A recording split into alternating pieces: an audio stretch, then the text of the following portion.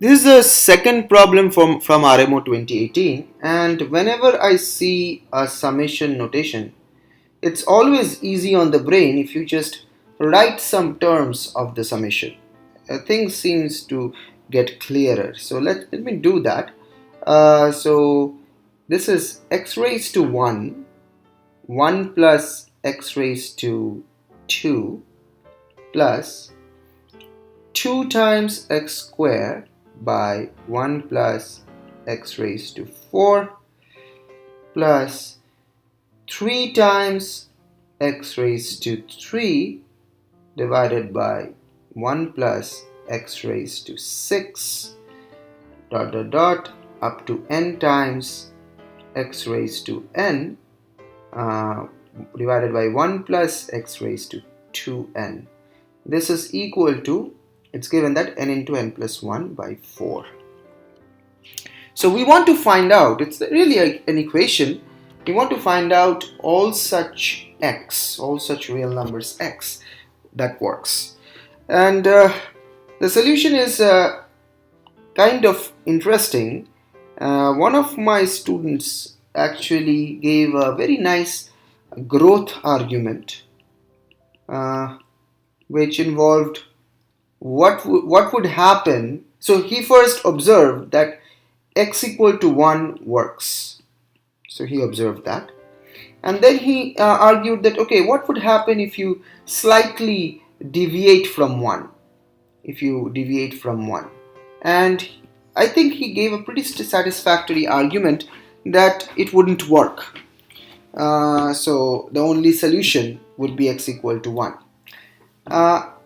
That's a very, argumentatively that is a good solution, but I would, at any day in a contest, we would prefer a more computational solution.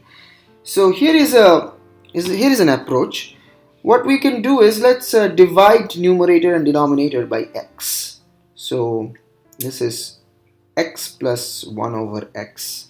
So I'm just dividing this one by x and this one by x.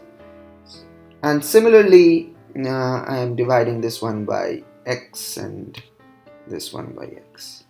I'm doing that because I have already noticed that x equal to 0 is not a solution. If you plug in x equal to 0, left hand side becomes 0, so it doesn't work. So x is not 0, I'm assuming that. So now this is 2 over, so this is, sorry, I'm dividing by x squared here, and this one I'm dividing by x cubed, and so on. And this one I'll divide by x raised to n, both numerator and denominator. So I'm not really changing anything.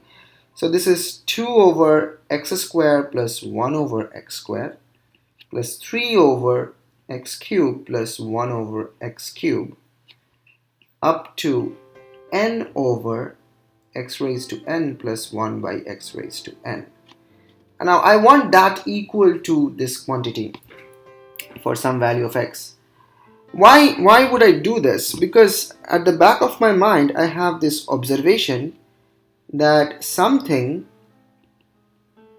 plus 1 over that thing, this is always greater than or equal to 2. If this is positive, of course. We are only dealing with positive quantities for the moment, suppose. But we have to be careful.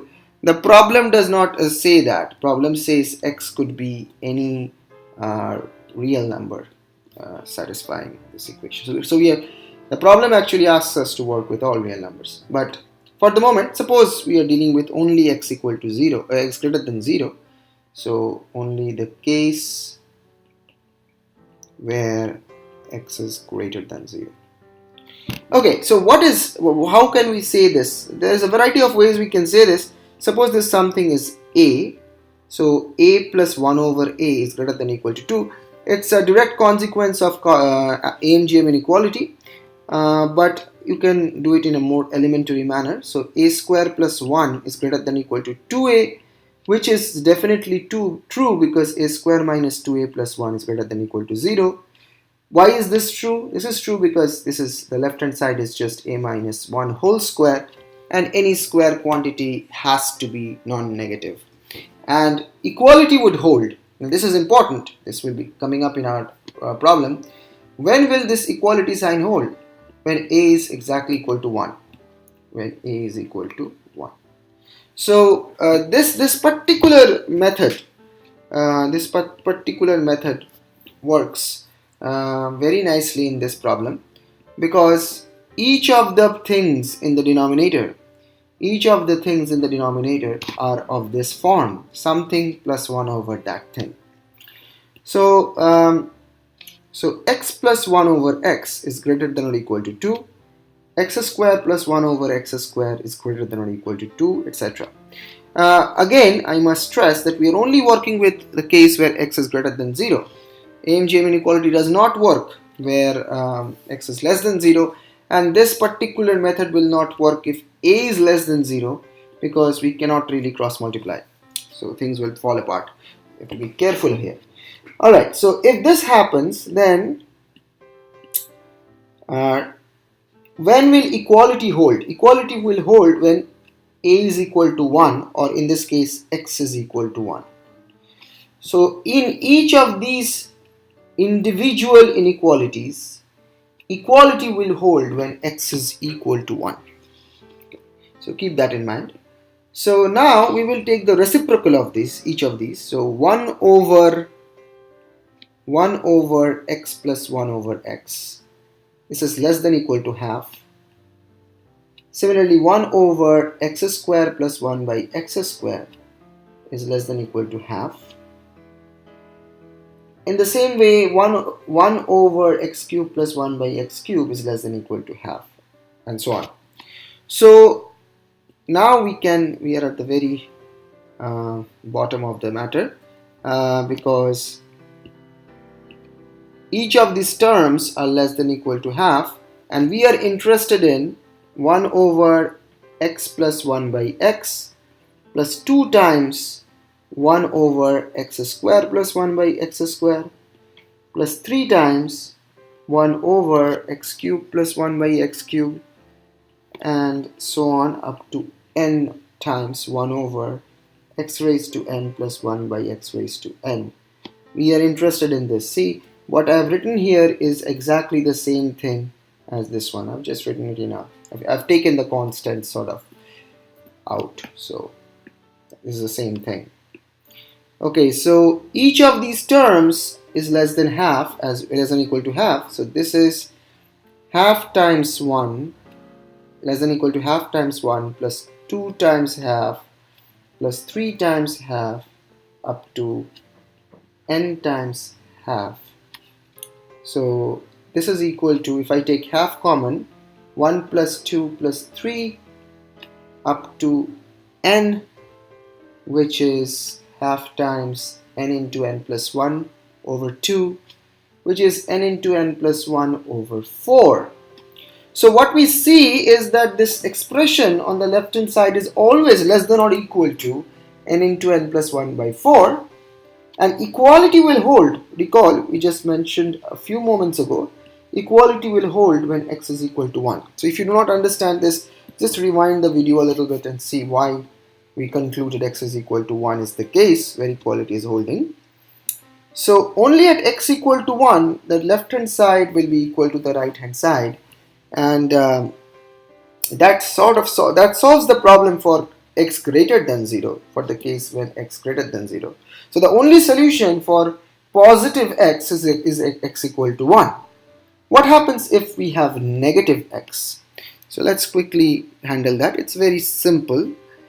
So we want, let's use a different color. We want 1 by x plus 1 over x plus 2 times 1 by x square plus 1 over x square, 3 times 1 over x cube plus 1 over x cube, up to n times 1 over x raised to n by 1 by x raised to n. We want this to be equal to n into n plus 1 over 4. We know that the left hand side is strictly less than the right hand side. This is less than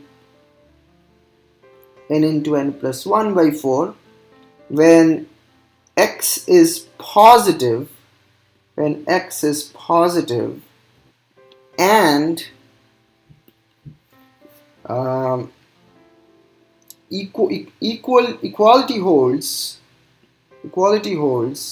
if x is equal to 1.